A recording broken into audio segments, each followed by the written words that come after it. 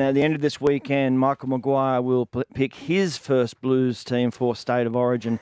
Lots of discussion about what he'll look for over the weekend. But is it really too late? I mean, if somebody comes in with an absolute blinder, has he already got in his head who is going to play? I mean, isn't the body of work rather than one brilliant performance on the final weekend? Yeah, I think he would have a pretty good idea who's going to be in his team. It's just barring injuries. And maybe the bench. Maybe the bench is always who you pick, how you balance out the team, once the games are finished, so you know exactly who your starting 13 is and how you balance that with your cover and your game plan. But he would have a good idea in his head, I'd imagine, by now who's going to be in his team. And it's just this weekend, hopefully everyone gets through unscathed and he just puts the final touches on it come Monday.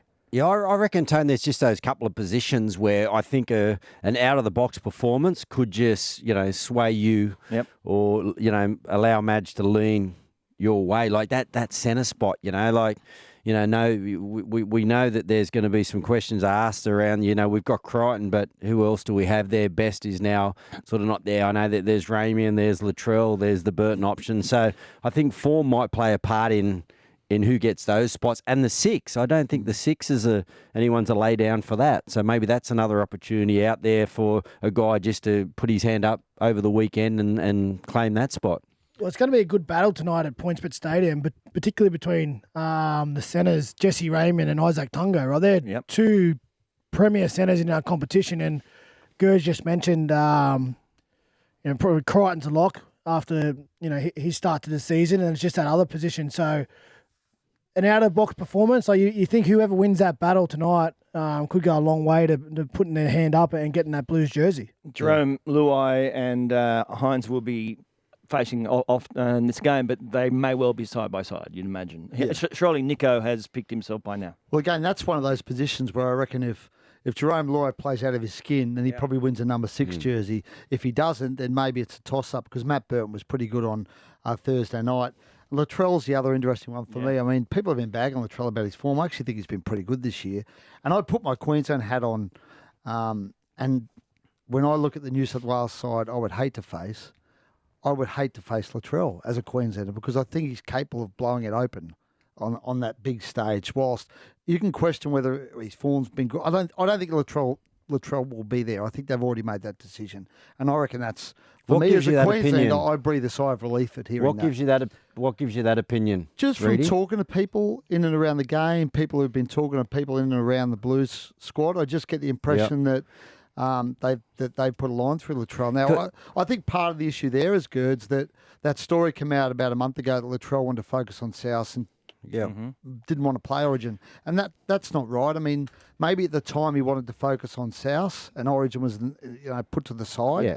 But I think if you asked Latrell today whether he wants to play Origin, he would tell you he would love to play Origin. Yeah, and I think we've all been mistreated. I reckon the best thing Latrell could do would be to pick up the phone today and ring Madge and say, Madge, or ring him tomorrow morning, pick up the phone and ring him and say, Madge, I'm in. I want in. Well, that might have already would happened. Help his cause. No, I don't think it has. And we've all been misquoted in the media, especially when we're out of form. So, I feel exactly the same way you do, Rudy. I mean, if he, wants to play, I think the best thing he can do, he doesn't need to pick up the phone. He just needs to go out there and obliterate the Eels tomorrow. Yeah.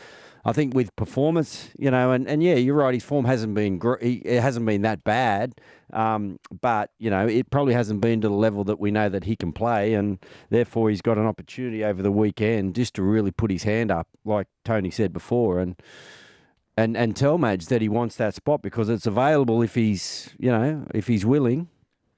All right, what about these others? A lot of talk. In fact, we read that Dylan Edwards may be the man, that it may be that there's a changing of the guard. And it seems odd to me because that guard is the man who has led New South Wales and Australia so well and is playing great footy in Tedesco. I'd be stunned, Tone. I'd be stunned. I reckon Teddy's done enough that he warrants being there for at least game one. And if they lose game one, and then I've got no issue if you move on from him. He's the New South Wales skipper, the Australian skipper. His form hasn't been bad. He's been pretty good this year, Teddy. I don't think he's ever let New South Wales down. And if they move, I understand Dylan Edwards has probably been playing better than him this year and last year, and he's been knocking on the door for a long time. But with no Nathan Cleary there as well, I think that weighs against Dylan. And I just think Teddy deserves to be there. And as I said, if they lose game one, fair enough. Make a change. But I just don't think I don't think he has done. He warrants being axed. Yeah, I agree. If I was to pick the team, I would have Teddy at fullback and still captain because I think his form and his standing in that team warrants selection. But in saying that, I wouldn't be stunned if they picked Dylan Edwards. I wouldn't be stunned either. Well, you just said you'd be stunned if they picked Dylan I'd Edwards. be stunned. Sorry, I shouldn't have used that word. Okay. Don't quote me, please. So accurately. It would surprise Stop me. listening, Wade. Stop listening. Yeah, but it wouldn't. Yeah, like I would lean towards Teddy for all those reasons you just stated there, Reedy. But if Dylan Edwards was to be picked, like he deserves selection too. Like we're splitting hairs between two champion fullbacks here, and Teddy's been a champion for a long time, captain of New South Wales. But Dylan Edwards has been the fullback in the team that's won the competition 3 years in a row, and not just a role player. He's a big part of that team, and so I feel like with either fullback, whichever one they go to, I'll sit back and go, yeah, I get it, I understand it. I'm not going to be disappointed in either one. And if the other guy who misses out is extremely unlikely, like Dylan Edwards to not play at Origin so far, is just. He's come through a time where there's been a champion in Teddy in front of him. So it's just been so hard to get into that team. But if they do go with Dylan, I get it. I completely understand why. They can't go into this first game thinking, if we lose, we'll make changes. The first game's in New South Wales. You can never take that sort of mindset into an Origin anyway. And I really believe it's going to come down to the how do they actually want to play. And I think in the past couple of years, we know that they've taken that Penrith spine in and those combinations, and they've played out the back of shape, and it really hasn't worked.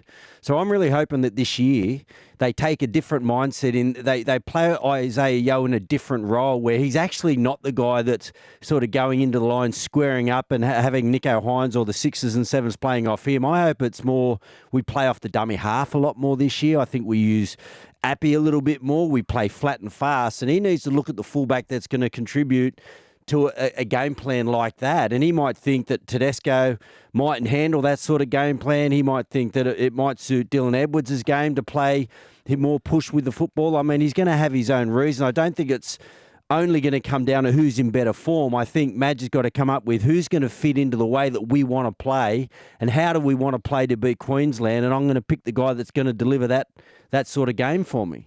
Yeah.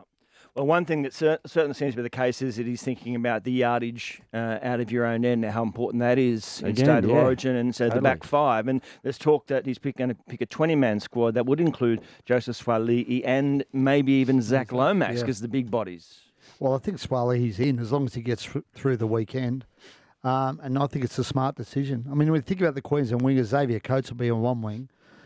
He's a weapon in the air. But Joe's as good as any wing in the comp in terms of defending and attacking kicks, which is when you've got a guy like him on the end of your back line, it adds another dimension. I think as you said, out of yardage, out of the back of the field, I mean, he's a force. So, I think he's a really smart selection, even though he's going to rugby next year. I don't think that should be an issue. I don't think it should even be a consideration. You've got to pick your best team to win the game. He'd be looking at play the ball speed. He'd be looking at, like, he's obviously got this numbers man that's come in now that's going to be working with him. Has probably got all the details on, how effective it is on the back of how Dylan Edwards plays the football compared to James Tedesco. So he's probably going down that path. And if he thinks he's going to create more opportunities through quick play the balls on the back of what Dylan does, then opposed to what Teddy does, well, then he's going to have his reasons to go that way. Well, the mail is Suwali's penciled in, if he gets through the weekend. But Lomax is good the other night. In a beaten side, he was fantastic. He tried so hard. And if he's going to take a 20-man squad, if Lomax isn't in that 17, I'd bring him along in the squad for sure because he deserves it. Like after he started this season, the effort he's been put in for his team, like he deserves to be around that squad. And if he just misses out, he just misses out. Wait, do you reckon they could take... I mean, because Cam McInnes will be in there, that sort of covers hooker, so you don't need that hooker on the bench.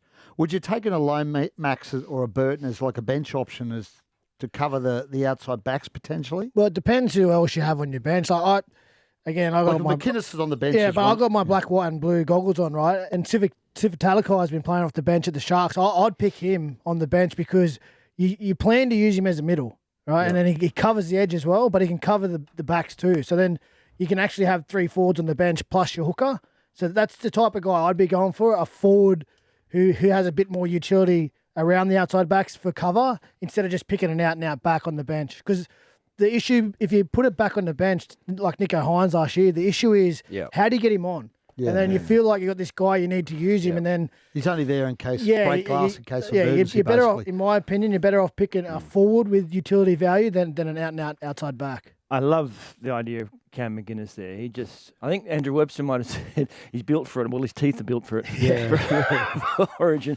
But you know, obviously, having been around and played with him, he certainly has that kind of steel to him, doesn't he? Yeah, and definitely he's got a great relationship with Madge. It dates all the way back to the South days, and he's a tremendous player, tremendous leader, just no frills. Like, he's full tilt every day when he walks through the gate, ready to train. He's ready to go. So I think another guy who thoroughly deserves his spot. And again, I like going down Girdler's thought. Magic's got to pick his game plan. If I was to pick a team, my game plan would be I want my 9 playing 80 minutes, right? So I'd pick Cam on the bench as a middle forward to roll with Isaiah Yeo, but he's your cover for 9. If something does happen and they need a spell, there's an injury, and at a pinch you need to shuffle the decks, well, there's the utility there on the bench ready to go. But you pick him as a middle to come on with his leg speed. He's brilliant on those play 4, play 5 tackles where he just dives behind the ruck with his leg speed with them bigger, tired forwards. So I think he's a great option. And I reckon, Tony, that's one of those areas that we really need to focus on. I mean, the guys coming off the bench, we know that, if there's a weakness in Queensland this year, it's the fact that they've got probably 2 or 3 really top-line middles out.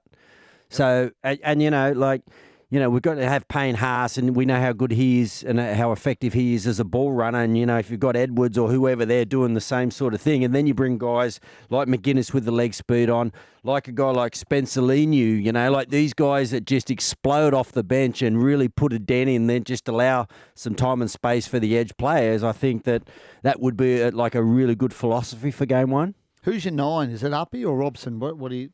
I mean, I think Uppy should be there himself. Yeah, Uppy for me, but again, Matt, like Gerd summed it up perfectly. Like, Madge has got his game plan in his head. He knows the way he wants to play, and he's got to pick a team that he thinks can execute that game plan. If he wants some work out of 9, a bit of craft and playing off the 9, well, then Appy's your guy. But if he just wants someone to get in there, give good service, and be aggressive defensively, well maybe you look at a Robson or even a Mitch Kenny. Like, if that's the style he wants to go. It just depends how Madge's thinking about what's the best way to break down that Queensland team and getting those guys into the team. And it's also getting the balance right way, though, with, youth and experience. Because it feels like we're going to have sort of, if he's thinking about Edwards and he's going to have Nico and you're going to have, a 6 like Burton or whatever it may be, you need to make sure you have Appy in there. You got to balance that youth and experience out. Even Appy's only played, half a dozen Origins or so. He's the captain of his club. He's won premierships, he knows what it's like to play at that level. So, yeah, lots of those decisions, I think it won't just be, who's in form and coming in. It'll be, okay, well, who do I need to offset, Matty Burton's lack of experience and Nico Hines? Well, then you put Appy in, or Dylan Edwards at the back. If we go with Tedesco, maybe, and Cody Walker, well, maybe you put Robson in. It was interesting because Dave Riccio gets pretty good mail out of the New South Wales camp. Had a yarn this week that they were concerned about Appy's defence. I think he was averaging 5 missed tackles a game. Robson was only averaging 2 missed tackles a game. But I don't know. I tend to feel at times missed tackle count's a bit of an overrated stat. It's not always, guys shoot out the line, guys try to divert people infield and all that sort of thing. And occasionally it gets a little overblown for me. I mean, I think Uppy's a really good defender. I've never seen a suggestion he isn't. He's one of the best one-on-one defenders in the middle of the field, Wado, isn't he? Yeah, his technique is just exceptional. He just chops guys down like the whole day. Yeah, you can't play 80 minutes at hooker in the NRL every week and not be a good defender. Like, if he wouldn't have had those same suggested issues when he was at Penrith with the best defensive side in the competition. Again, I would pick him, but it's just how Madge wants to play. And I'll tell you what's really fun, talking about Origin when it matters. Like, we're talking about it in round 1, round 2. Now we actually get to talk about it when the team's getting picked on Monday. So it's fun. It's enjoyable. Queenslander and helping you blokes pick your team. I love it. Well, you know what? Next we'll go and pick some maroon jerseys for, and you can be the one who leads us along that way on this Saturday's Scrum. All right, Reedy said he was going to put his Queensland cap on, which he has. It's got 4X cans hanging off it and a few corks. Looks absolutely brilliant. And we're talking about State of Origin. Is it straightforward for the Maroons this year? They're obviously missing some personnel, as are the Blues. Yeah, I think it's reasonably straightforward. I think the big issue is 6, right, with Dearden or Ezra Mam. Yeah. My gut feel is I go with Tommy Dearden just because he's been there before, and when he was there, he was outstanding. He's been playing pretty good for the Cowboys, but you really can't go wrong. I mean, Munster's obviously a huge out for us, but Dearden's they're both really good footballers. My gut feel says Dearden, but I'm not 100%. I don't think it's 100% over the line. Yeah, well, it's another one of those close calls. Dearden's been there before. He's done the job. He was excellent when he deputised a couple of years ago, and he's been in and around that squad for a while now. And he would be, next man up logically, but you can't ignore Ezra Mann's form over the last 18 months. He's been brilliant up there at the Broncos. Maybe not at his sparkling best right now with the loss of Adam Reynolds. He has a lot more responsibility, and we don't see those probably flashes of brilliance where he just takes the game on. Like that grand final performance. Oh, he won that game and then lost it. Take away an absolutely unbelievable 20 minutes from Nathan Cleary, who pulled the match out of the fire. Ezra Mann's the Clive Churchill winner, right? Yep. He, again, we talk about big games and experience. It sucks to lose the grand final for sure, but he's better for that experience. He won't be overawed by that arena. And, yeah, it's a tight one. Maybe we'll talk about, Dearden's already played last night in a performance where they won over the Tigers. A lot of points scored, and he was solid. So maybe there's one more opportunity for Ezra to push his case. It's going to be interesting to see how Billy wants to play because – you've got the steadying, calming influence of Cherry Evans that's played a lot of Origins. You know what you're going to get from him. And Munster brings that unpredictable sort of nature, doesn't he? You just don't know what you're going to get from Munster. And how many times have we seen in the past, like Queensland, just get behind and then just find a way through brilliance, individual brilliance, just to, win the game at the end? And I think Mam offers them that if they bring Mam in. I know Dearden's a real steady player, but maybe they might be looking for that little bit extra just to, know that if they're chasing points, there's not a better 6 in the competition, I don't believe at the moment, at chasing points than Ezra Mam, of creating opportunities for others and himself and doing something brilliant. It's going to be a big decision for Billy because I think he's been the best 5'8" in the competition this year, Ezra. Yeah, well, again, you raise a good point, Gers, because traditionally, a halves partnership is a halves partnership for a reason, right? There's one pretty steady guy who talks a lot, communicates, controls the sort of team, and then there's another guy who's a little bit more dynamic and can swing both sides. So if you match up DC and Dearden, are they too similar, or do you like to put someone dynamic with DC and change that dynamic? So it's another question mark that we can talk about for a few more days, but Billy will have to answer that soon. And it's not even with the ball boys, is it? Defensively, he's a guy that he's great with kick chase. He sprints out of the line. He puts shots on. He's raking at footballs. He's just different. He's a player. He's a different player. I love Billy's quote. When people talking obviously about the injuries, we will select 17 fit, healthy and passionate Queenslanders ready to represent the people of our state. Yeah, there you go. See, there you go. That's what it's about. Nothing to do with how well they play football. Sorry, I just dozed off then. Well, he gets it, Billy. I mean, we've seen that over the years he's been coached. I mean, not many coaches get it better than Billy. That's another challenge for Madge, right? Because Madge didn't play Origin. And Origin's a different beast, right? You've got to understand. It feels like, I don't know, Wader, you might explain this better in Gerds. It feels like you've got to understand it to really coach it. And to get the best out of your players, you need to understand what Origin's about. Or that's the way it seemed over the years. The coaches have got the best out of their teams. Mal, Gus always, even though he didn't play it, he understood Origin and he embraced it. And that's something I reckon Madge is. Yeah, well, the battle... You get the best players in the country, right, in one team, or two teams. And the battle for the coach is to bring those players together, harness all the great things they do at Clubland, and bring them in one team and try and get that game plan to bring out the best of everyone. And that's what the great coaches have done over the years. When you say they get Origin, they get the team, they get the dynamic. They don't try and push too much. They just sort of make them all fit together. And Mao was a genius at it, and Billy's certainly been awesome since he's taken over that role in Queensland. But Madge, I think, is, he's seasoned, he's experienced. He would know how he wants to play, and now it's just getting that team ready to go. And you don't actually have to do too much to get him ready. Like you, as a player, you're prime. Like there's no more bigger motivating factor than pulling on a Blues jersey or a Maroon jersey and playing in that centerpiece, because you know the whole NRL stops. The whole game stops to watch that series. So it's not about motivation. It's not about reinventing the wheel. It's about bringing that squad together and trying to go out there and execute together under the most intense pressure. Yeah, I think the biggest advantage of being a coach who's played Origin is actually, and Billy speaks about it in that quote, is actually knowing the players that it takes to be successful at that level. And that's what you can't know if you haven't played Origin. You can be a coach and you can know the game, but actually knowing the players that, you need to be around in that sort of environment is really important. And I think maybe that's where, but I mean, Mal had a pretty decent side. Yeah. Billy's got a quality side as well. So I think Madge knows the game. I like the fact that I was talking to you off air, Rudy, before. This is the first time in a long time I can remember we're 3 days out from selection or 1 day out possibly, and no one really knows the team. I like the fact that he hasn't lent on anyone. He's kept it to himself. He's got all his advisors and all the people who are involved in it have been rock solid around this, and it hasn't really leaked out. And I think that's really good signs for New South Wales. They're taking.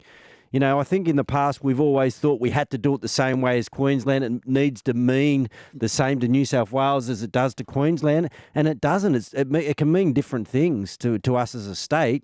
We just need to find our successful path. It doesn't need to be the same one that Queensland always bang on about. It can be something different for New South Wales, the fans and the players. It just needs to work. I'm glad you like the team hasn't leaked out, Kurtz. It's going to make my Sunday a lot more difficult. I'm going to have to make a lot more phone calls. Well, ring Billy up. You're a Queenslander. He'll talk to you. Well, I mean, he's got other selection dilemmas, and we all look at the 5'8" spot, but the 2 second row spots are interesting for me as well, because you've got Nanai, Fafita, Jaden Sewer. Nanai was good yesterday. Yeah, Nanai. Yeah, I think Nanai will be there. Dave's an interesting one, though. There's a bit of male Dave mightn't be there. I mean, I'd have him there because I just think he's a difference maker, but he's probably got a point to prove in Origin, Dave. I mean, he's had a few chances and obviously played last year when they won, but it's interesting what Billy does there, because I think Ruben Cotter played as an edge back rower last year. He played 80 minutes in a game. Yeah, he played in the middle and the edge when Harry Grant came on, or the hooker. But it'd be interesting, the decision out of Cobbo and Talangi, because they're both fantastic players, and one of them is going to miss out. Like Coates, you have to think is a lock. He's got to go Cobbo, doesn't he? I know he I think he got. I can't remember if he got dropped after game. Was it last year game one? He only played one game last year, I think, from memory, but he's been so good. Yeah, he's been fantastic. He's been fantastic. But again, like they're two quality players, and one's not going to be in that team. So there is still a bit of decision making up there north of the border as well. If it was big bodies that looking for the Blues to get them out of yardage, it's pace, isn't there? There's so much pace in the potential of your Walsh and those guys coming out of the back for Queensland. Incredibly difficult to counter. Yeah, well, Walsh, he's a special player, isn't he? He's dynamic. And then you have Val Holmes, the Hammer, all game breakers. Yeah. So it's it's always. I don't like talking about Queensland, to be honest, that much. So let's just move on. No one in Sydney wants to talk about Queensland. People in Brisbane are listening to us. Yeah, sorry. And Reece sounds like he's back and fit, so that's good news for Queensland, especially with Kalen unavailable. Because there was talk, Reedy, and I think you brought it to the table, didn't you, that Brimson was actually a chance there for a while. Well, I mean, he's obviously been playing great footy as well. There was talk, actually, this wasn't my talk. I was talking to someone this week who said their original plan was actually to play both Reece Walsh and Kalen so Kalen would have been on the bench with either Hunt or Grant and 2 forwards. So that would have been really interesting. If that's true, that's what someone told me this week who is in the know. So that would have been really interesting if that had happened. Yeah, absolutely. Yeah, how they would have used those guys would have been crazy. Yeah, but just reiterating, Queensland absolute odds-on favourites. Well, I don't know. Why are you laughing? Is it even accurate? That I don't know. You're just tossing that out. No, wait a minute. He said somebody told me. Somebody told me. That's good enough for me. We comment on to be fair, Billy did say comment on a bench that's pure speculation. That's what we do. It's our job. It's called journalism. 2024.